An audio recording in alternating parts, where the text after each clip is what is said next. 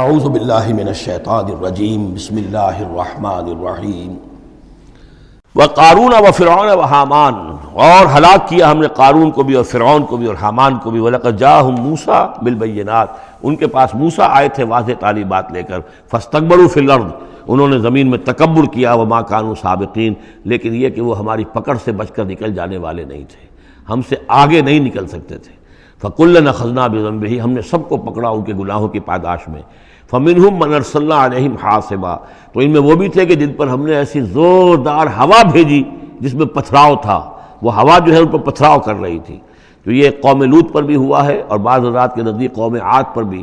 سخرها عليهم 7 ليال و8 أيام حسوما فترى القوم فيها صرعا، ایک ایسی تیز آندھی آئی ہے، 7 دن اور 7 راتیں اور 8 دن چلتی رہی کہ اس نے اٹھا کر پٹخا ہے، اور اس میں وہ کنکر بھی تھے، وہ بلٹس کا کام کر رہے تھے، جو اور سے بڑے پتھر تھے وہ کام کر رہے تھے میزائلز کا، تو یہ سب کے سب ہلاک ہو گئے۔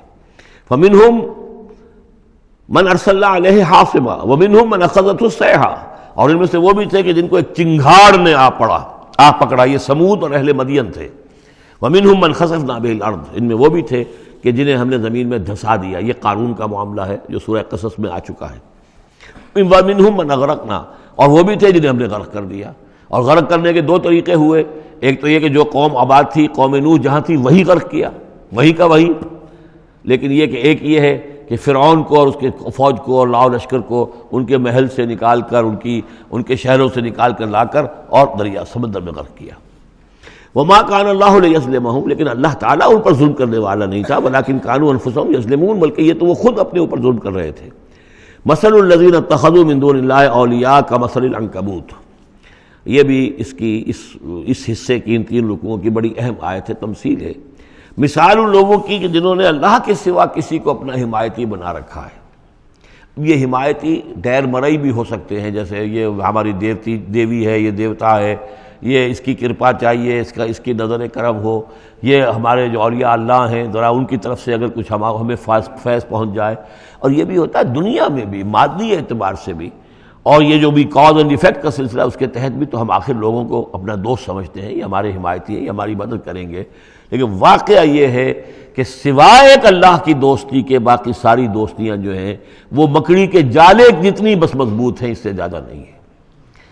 مثل الذین اتخذوا من دون اللہ اولیاء کمثل العنکبوت، جن لوگوں نے اللہ کو چھوڑ کر کسی اور کو اپنا پشت پناہ اور مددگار بنایا ہے، کسی اور پر توکل ہے، کسی اور پر سہارا ہے۔